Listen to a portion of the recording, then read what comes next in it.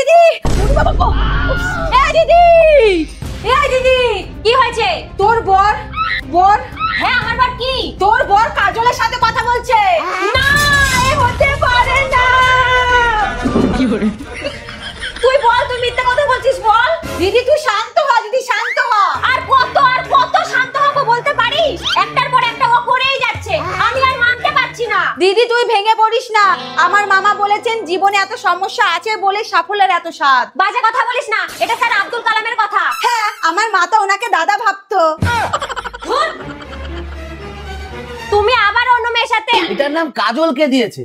তার থেকেও বড় কথা হলো এটা লাগালে নজর লাগে না কিভাবে? কি করে? দাঁড়া, এর প্রতিশোধ যদি আমি না নিয়েছি তাহলে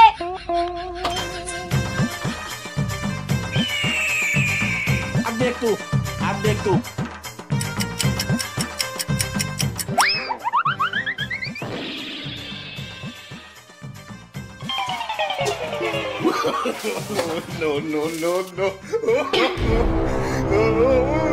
দিদি, এই দিদি, তুই আমার গরম জল দিয়ে চান করবি না।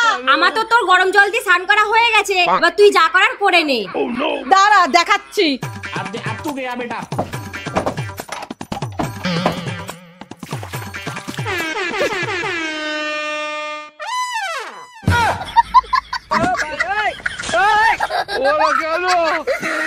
मेरे साथ अन्याय हुआ है